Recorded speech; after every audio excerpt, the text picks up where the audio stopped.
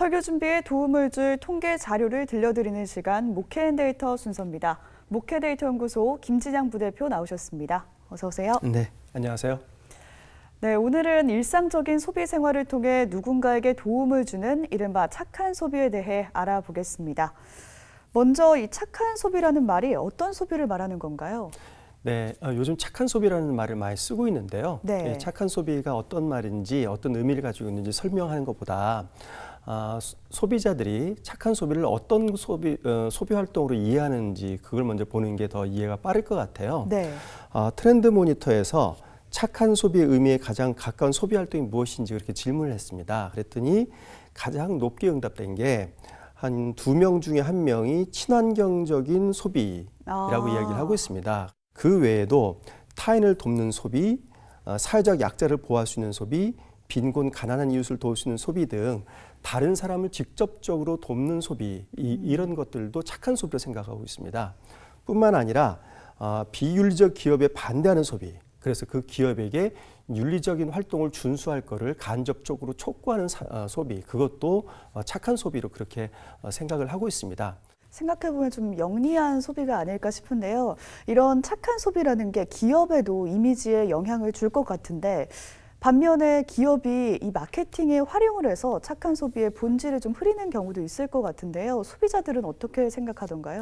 네, 소비자들은 착한 소비를 권장하는 제품을 만드는 기업들에 대해서 좋은 이미지를 갖고 있습니다. 네. 이번 조사를 보면 착한 소비를 권장하는 기업은 다른 기업보다 조금 다르게 보인다라고 응답한 비율이 73%나 나옵니다.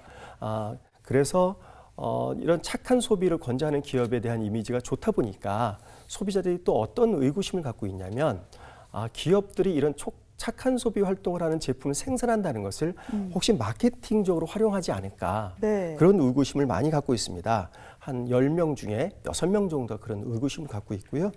그리고 요즘에 착한 소비의 본질을 훼손하는 기업이 많은 것 같다 하는 응답도 한 60% 정도가 이제 응답을 하고 있어요.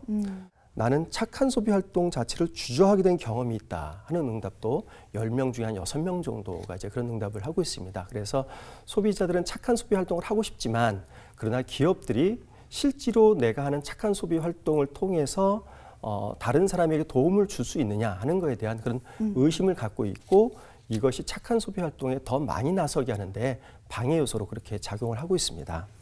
말씀하신 것처럼 그런 방해 요소를 없애고 앞으로 착한 소비가 더 활성화되려면 어떤 노력이 필요할까요?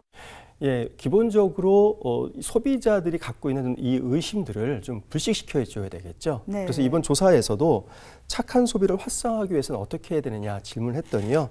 10명 중에 5명이 착한 소비 과정에 대해서 투명한 공개가 필요하다라고 그렇게 이야기를 하고 있습니다. 또 10명 중에 4명은 실제 수혜자에 대해서 명확한 근거를 제시해야 된다, 이런 이야기를 하고 있죠.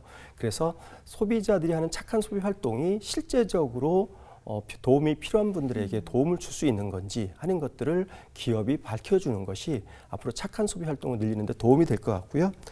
품질 개선, 착한 소비와 관련된 상품과 제품의 다양화, 이런 응답이 한 10명 중에 5명이 하고 있습니다.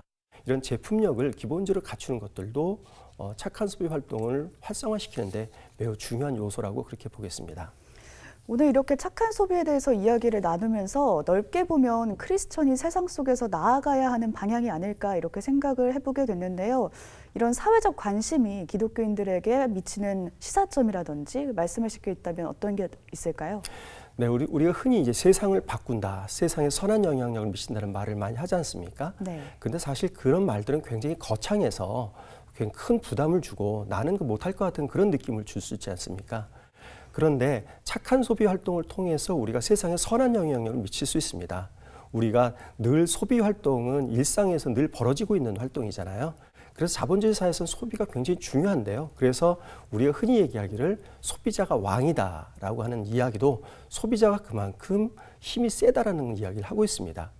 그래서 그런 소비자의 힘을 이용해서 우리가 착한 소비 활동을 하게 되면 사회에 선한 영향력을 우리가 큰 부담 없이 쉽게 미칠 수 있기 때문에 이런 착한 소비 활동을 교회가 앞장서서 교인들에게 이런 착한 소비 활동에 나설 수 있도록 교육하는 게 매우 중요하다고 그렇게 보여지겠습니다. 네, 기대해 보겠습니다. 오늘 말씀 여기까지 듣겠습니다. 지금까지 세상과 교회의 흐름을 통계로 살펴봤습니다. 목회데이터 연구소 김진양 부대표 함께했습니다. 고맙습니다.